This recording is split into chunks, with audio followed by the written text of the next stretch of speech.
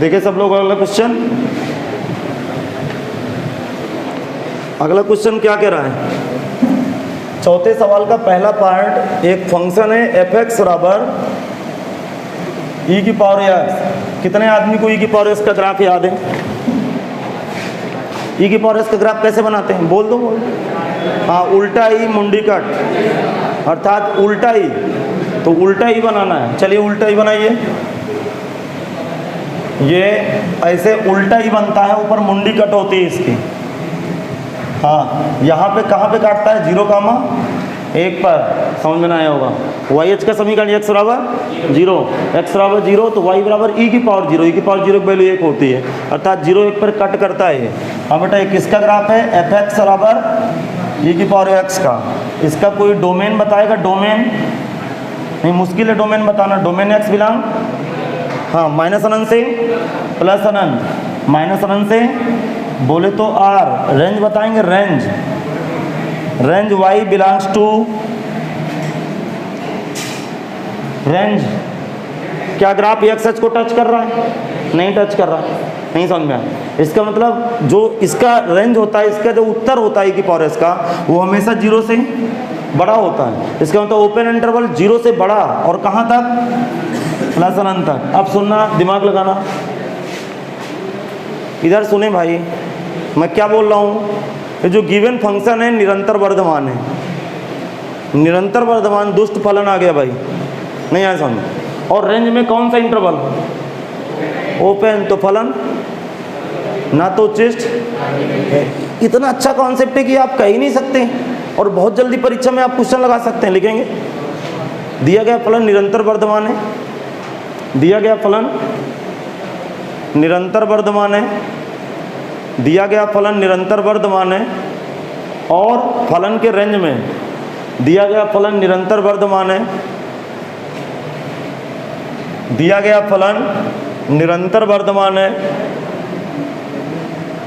और फलन की रेंज में, और फलन की रेंज में ओपन इंटरवल का प्रयोग किया गया है, और फलन की रेंज में, फलन की रेंज में ओपन इंटरवल का प्रयोग किया गया है, इसलिए फलन ना तो उच्चिष्ट ना तो निम्निष्ठ होगा। हाँ, इसके सेकंड मेथड पे काम करते हैं भाई। सेकंड मेथड क्या है जरा सुने।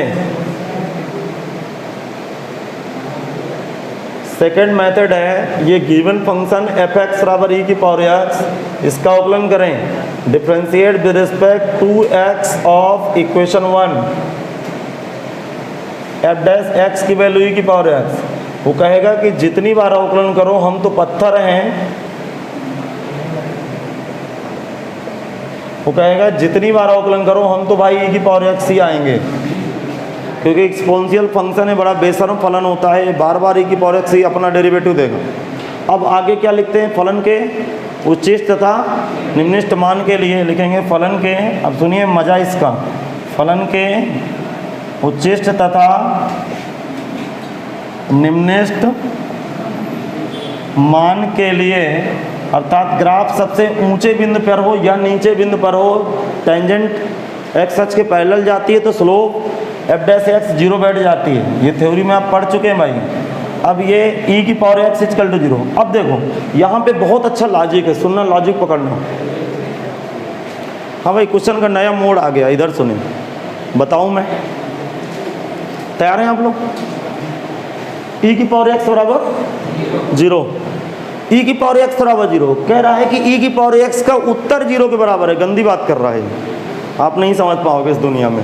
मतलब इस जन्म तो आप सीख ही नहीं पाओगे, क्योंकि ध्यान से सुनना नहीं है कि टीचर बोल क्या रहा है। क्योंकि ई की पावर एक्स का जो ग्राफ होता है वो एक्स अक्ष के ऊपर होता है, अर्थात ई की पावर एक्स का जो रेंज होता है, मतलब ई की पावर एक्स का जो उत्तर होता है वो 0 से बड़ा होता है, अर्थात ये संभव नहीं है। जब संभव नहीं तो एक्स का मान ही नहीं देगा। जब एक्स का मान ही नहीं दे रहा तो किस बात का उच्चिष्ट, किस बात का निम्निष्ठ, अर्थात कोई क्रिटिकल पॉइंट यहाँ प्राप्त नहीं है। देखेंगे यहाँ से एक्स का मान ज्ञात करना संभव, यहाँ से एक्स का मान ज्ञात करना संभव,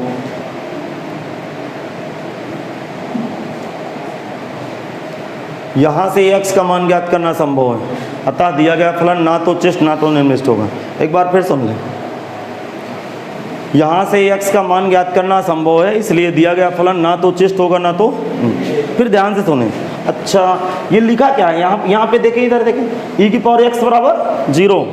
जब e की पावर x का मान 0 के बराबर होता होगा दुनिया में, तभी तो x अपनी वैल्यू देगा। अर्थात e की पावर x का मान 0 के बराबर होता ही नहीं है, क्योंकि e की पावर x का जो आउटपुट होता है, रेंज होता है, वो 0 से ज़्यादा होता है, तो 0 के बराबर हो ही नहीं सकता। कि भैया तुम कहाँ से आ गए, गलत रास्ते से आ गए, तुम्हारा उत्तर ये तम होते ही नहीं है, तो मैं x की वैल्यू क्या चिपकाऊँ, x के मान ही नहीं मिल रहा, इसलिए फलन ना तो उचिष्ट है ना तो नहीं। और ग्राफ से और अच्छा आपको क्लिक कर रहा होगा, लेकिन ये भी बनना चाहिए आपसे। हाँ चलिए अगली बात करते हैं। हाँ अगला पार्ट क्या है, एफ एक्स बराबर जी एक्स बराबर log x। क्या बेटा, जी एक्स बराबर, कितने लोग पता log x का ग्राफ, बूढ़ा आदमी। हाँ ऐसे याद किए जाते हैं इन ग्राफों को, ताकि इंटरेस्ट के साथ याद रहे। हाँ log x का ग्राफ बूढ़ा आदमी, अरे बूढ़ा आदमी नहीं जानते, ऐसे बुढ़ा खड़ा है कोई, अरे ऐसे वाली फीला नहीं ना, डंडली ऐसा कोई खड़ा है, ठीक भाई। तो ये बूढ़ा आदमी है, अर्थात ये जी एक्स बराबर log x का ग्राफ है, ln x का ग्राफ है भाई। कोई बताएगा यहाँ पे कहाँ पे कट कटता है 1, 0 पर। इसका डोमेन बताओ, डोमेन, अरे डोमेन, डोमेन 0 से प्लस अनंत, या r प्लस बोल सकते हैं भाई। 0 के आगे है डोमेन, डोमेन का मतलब x अक्ष में कितना ग्राफ फैला है, तो x अक्ष में 0 के आगे बना है भाई, 0 के आगे बना है। अब सुने आगे, बहुत ध्यान से सुनेंगे भाई, ये समझ में आ गया। रेंज बताओ, range, range open interval minus अनंत से, हाँ इसका मतलब जरा दिमाग लगाएं, फलन वर्धमान है कि ह्रासमान है, अरे वर्धमान है कि ह्रासमान है, ये फलन चढ़ रहा है कि उतर रहा है, चढ़ रहा है, वर्धमान है। और रेंज में ओपन इंटरवल, इसका मतलब फलन ना तो उचिष्ट, लिखो, लिखेंगे, चूंकि दिया गया फलन निरंतर वर्धमान है, दिया गया फलन निरंतर वर्धमान है, दिया गया फलन निरंतर वर्धमान है, तथा फलन की रेंज में ओपन इंटरवल का प्रयोग किया गया है, तथा फलन की रेंज में, तथा फलन की रेंज में ओपन इंटरवल का प्रयोग किया गया है, तथा फलन की रेंज में ओपन इंटरवल का प्रयोग किया गया है, इसलिए फलन ना तो उच्चिष्ट ना तो निम्निष्ठ होगा, इसलिए फलन ना तो उच्चिष्ट ना तो निम्निष्ठ होगा। हाँ सेकंड मेथड, जी एक्स बराबर log x, जी एक्स बराबर log x, समीकरण 1 का x के सापेक्ष अवकलन करने पर जी डैश एक्स 1/x, सुनना भाई 1/x। अब सुनिए पुनः अवकलन करने पर G double dash X minus 1/x square. अब लिखेंगे फलन के उच्चिष्ट तथा निम्निष्ठ मान के लिए G dash X equal to 0, 1/x equal to 0। अब आज ऐसा चमत्कार होने वाला है जो कभी आप देखते नहीं इतना जल्दी। ये क्या कर रहा है, 1 बराबर 0, देखो इस तरह की बातें कर रहा है, 1 बराबर 0 कर रहा, आजकल 1 0 होने लगा, नहीं आया समझ में, ये x का इधर गुणा हो गया, समझ में नहीं आया, ये क्रॉस मल्टीप्लाई नहीं समझ में आया, समझ में नहीं आया।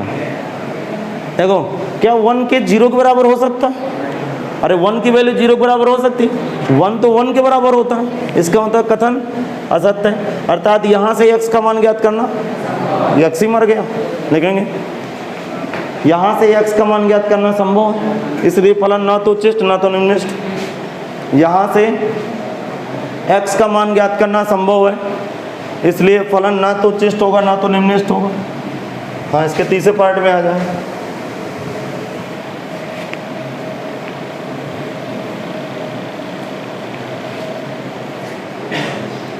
इसलिए फलन ना तो उच्चिष्ट होगा ना तो निम्निष्ठ होगा। अब सुने, इसका जो तीसरा पार्ट है उसको मैं ग्राफ के ऊपर नहीं जाऊंगा, क्योंकि ये पॉलिनोमियल फंक्शन दिए हैं, मैं चाहता हूँ इसको जल्दी से लगा दें। कृपया ग्राफ भी ना बनाए यदि पॉलिनोमियल है। हाँ चलिए, समीकरण 1 का x के सापेक्ष अवकलन करने पर, समीकरण 1 का x के सापेक्ष अवकलन करने पर h dash x 3x square plus का 2x प्लस का 1 पुनः अवकलन करने पर 6x प्लस का 2, फिर लिखेंगे फलन के उच्चिष्ट तथा निम्निष्ट मान के लिए h dash x equal to 0, 3x square plus 2x plus का 1 बराबर 0। अब बेटा श्री धराचार विष से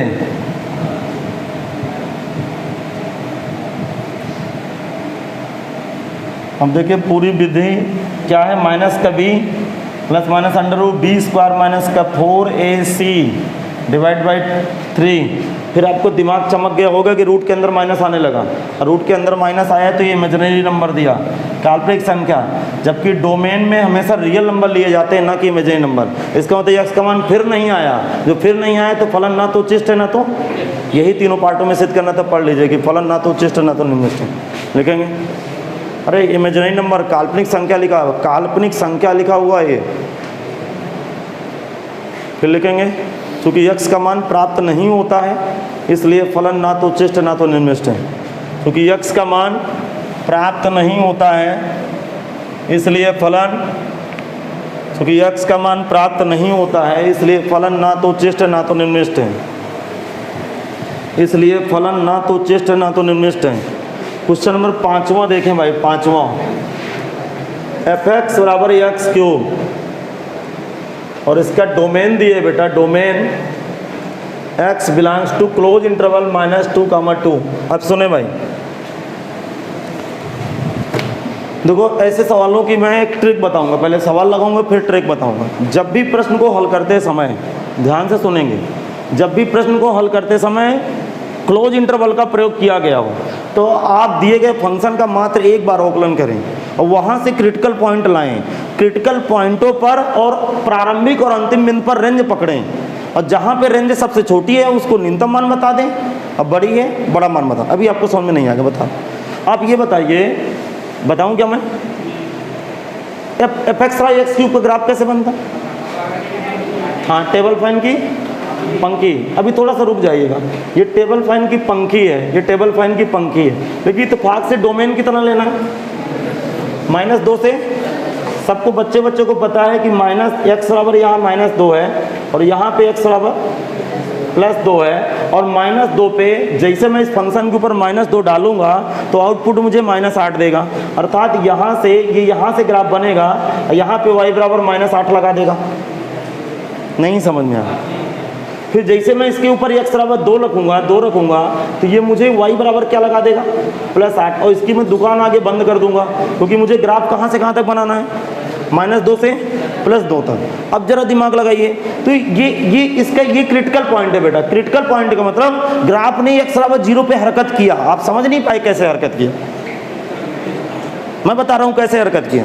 यदि मैं पहला डेरिवेटिव 0 के बराबर रखता तो मुझे क्रिटिकल पॉइंट x बराबर 0 100% मिलता अपने डोमेन पर, क्योंकि ग्राफ पहले ऐसे जा रहा था। दिमाग लगाना, ग्राफ पहले ऐसे मुख खोले था, आप नहीं समझे, ये मुख ऐसे खोला, ऐसे खड़ा हो, ये ऐसे मुंह खुला, खुला कि नहीं खुला, अरे ये ऐसे नहीं खुला, और जैसे 0 के ऊपर गया ग्राफ तो ऐसे मुड़ गया। नहीं समझे आप? इसका मतलब यार सपोज दैट ये तमाशा क्या है कि पहले ग्राफ ऐसे खुल रहा था, बोले, और फिर ये ऐसे हो गया, अर्थात यहाँ पे एक तरह से देखा जाए बैंड लगा है। नहीं समझे आप? देखो ये ऐसे है कि नहीं, ये बोलो ये ऐसे है, और यहाँ पे कोई बैंड लगा तो ऐसे घूम गया, ऐसे जैसे कब्जा टाइप लगाओ, घुमा दिया जाए किसी चीज को। इसका मतलब यहाँ पे इसने हरकत किया। लेकिन देखा जाए तो ये फलन निरंतर वर्धमान है क्या? निरंतर वर्धमान है तो इसकी रेंज पकड़ो आप, रेंज पकड़ो, रेंज -8 से +8। तो निरंतर वर्धमान में यदि रेंज में क्लोज इंटरवल लगा हो तो मैक्सिमम मिनिमा दे के जाता है, तो फलन का निम्निष्ट मान -8, उच्चिष्ट मान खत्म। यार ये बैंड वाली कहावत समझ में नहीं आई क्या? क्योंकि ये ग्राफ यहाँ से घूम गया ना, पहले ग्राफ ऐसे चढ़ रहा था, अभी घूम के ऐसे चढ़ने लगा, अर्थात यहाँ पे देखा जाए छोटा सा बैंड कोई लगा है ग्राफ के ऊपर, जिसको घुमा दिया खटाक से। तो कहीं ना कहीं इनको पॉइंट ऑफ इन्फ्लेक्शन बोलते हैं, नति परिवर्तन बिंदु। इसके विषय में मैं बहुत जल्दी कल परसों की क्लास में आपके साथ डिस्कस करूँगा।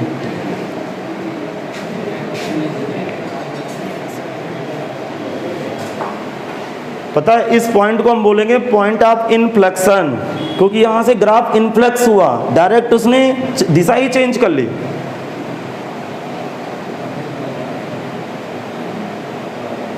आगे बढ़ाऊं, अब तो लिखेंगे दिए गए ग्राफ से स्पष्ट है फलन का,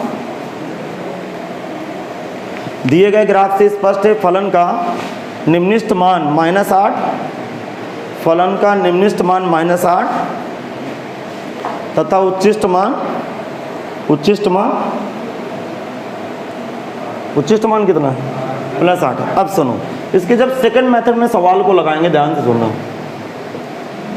सेकंड मेथड पे जब क्वेश्चन को डील करेंगे तो क्या करेंगे हम लोग, सबसे पहले फंक्शन अपना क्या था, f(x) बराबर x3, ठीक। समीकरण 1 का x के सापेक्ष अवकलन करेंगे तो f' बराबर 3x², पुनः अवकलन करूंगा f" बराबर 0, नहीं दोबारा अवकलन नहीं करना है, अभी लिखा दोबारा अवकलन मत करिए, जब आपको अंतराल दिए हो दोबारा अवकलन की कोई ज़रूरत नहीं। अब इसको f' को 0 के बराबर रख दो, पहला अवकलन 0 रखो, तो ये 3x², पहला अवकलन 0 रखें 0, तो 3x² बराबर 0, x² बराबर 0, इसका मतलब x बराबर 0। अब सुने भाई, अब जब भी इंटरवल दिए हो तो एक खास तरीका है सवाल लगाने का, ध्यान से सुनो। जब भी इंटरवल दिए हो फंक्शन का, क्योंकि इसका इंटरवल कितना है, x बिलोंग्स टू -2 से +2, और इसका क्रांतिक बिंदु अर्थात जो इतने भी क्रांतिक बिंदु इस इंटरवल को डिफाइन करे सबको उठा लो, लेकिन भगवान की दया से क्रांतिक बिंदु कितना आया, एक x बराबर 0, एक ही मान आया है। अब तीनों मानों पर फलन की रेंज देख लेना है बस। ग्राफ कहाँ से स्टार्ट हुआ है, -2 पर, कहाँ तक गया है, +2 पर। लेकिन देखा जाए वो तो ग्राफ बना के हमने चेक किया ना, अर्थात इस क्रिटिकल पॉइंट में कहीं ग्राफ हरकत तो नहीं कर रहा। हरकत का मतलब कि जरा दिमाग लगाइए, -2 से चला और दिमाग लगाना, +2 पे बंद हुआ, क्या पता 0 में हरकत कर गया हो, 0 में चढ़ गया हो या 0 में उतर गया। अब भी नहीं समझ में। इसका मतलब जब भी अंतराल दिए हो, ध्यान से सुनना, जब भी अंतराल दिए हो तो दिए गए फलन का मात्र एक बार अवकलन करें, वहां से f' 0 रखें और x का मान दिए गए अंतराल के बीच ज्ञात करें और सभी मानों पर फलन की रेंज देख लें, सभी मानों पर फलन की रेंज देख लें। उनमें से जो सबसे बड़ी रेंज होगी उच्चतम मान, सबसे छोटी रेंज होगी न्यूनतम मान। अब भी नहीं समझ में। ग्राफ कहां से बना है, -2 से कहां तक, लेकिन बीच में क्रिटिकल पॉइंट 0, 3 जगह रेंज देखूंगा, f-2, f0 और f2 लिखेंगे। x बराबर -2 पर रेंज, 2 पर फलन की रेंज। यार आपको समझ में आया नहीं क्या, f-2 फंक्शन के ऊपर रखूंगा, -2 की वैल्यू 8 आ जाएगी, 8 आ जाएगी भाई, -8। x बराबर 0 पर रेंज, बच्चे को पता है f0 की वैल्यू 0 होती है, यहाँ 0 का क्यूब 0 होगा। x बराबर 2 पर रेंज, f2 बराबर 8, f2 बराबर 8। अब जरा मुझे बताइए, सबसे बड़ी रेंज 8, सबसे छोटी रेंज, ऐसा नहीं, ये इस बीच में क्रिटिकल पॉइंट में भी सबसे बड़ा या छोटा मिल सकता है, जरा दिमाग लगाइएगा। इसका मतलब फलन x बराबर -2 पर निम्नलिखित है तथा निम्नलिखित मान -8 है, x बराबर 2 पर उच्चिष्ट है, उच्चिष्ट मान +8 है। तो नोट लगाइए, नोट देखिए, नोट यदि प्रश्न को हल करते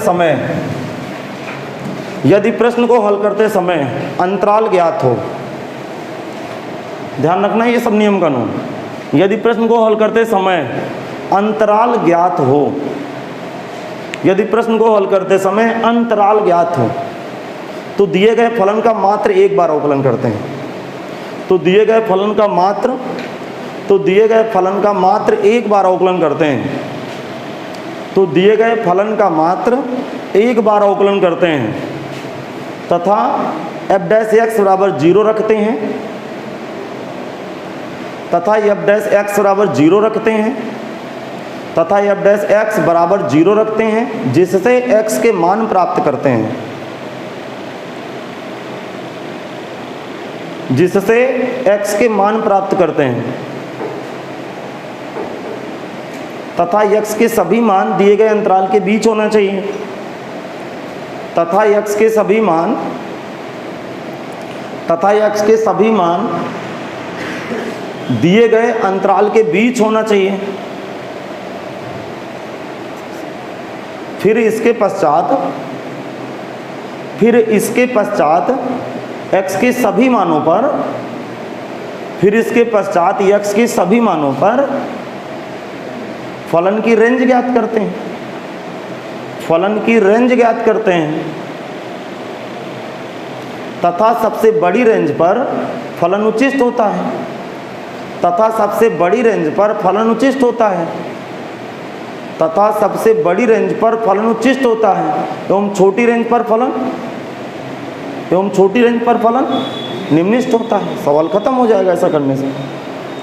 बेटा क्या बकवास लिखा है, फिर से एक बार सुन लीजिए कि दिए गए फलन का मात्र एक बार अवकलन करते हैं, सुन रहे हो, दिए गए फलन का मात्र एक बार अवकलन करते हैं, फिर f' 0 रख के x का मान प्राप्त करते हैं और वो x का मान इस इंटरवल के बीच होना चाहिए, दिए गए इंटरवल के बीच हो, फिर सभी x का मान रख के फलन की रेंज पकड़ते हैं और उनमें से जो बड़ी रेंज होती है वो मैक्सिमम वैल्यू, छोटी रेंज मिनिमम वैल्यू हो जाती है।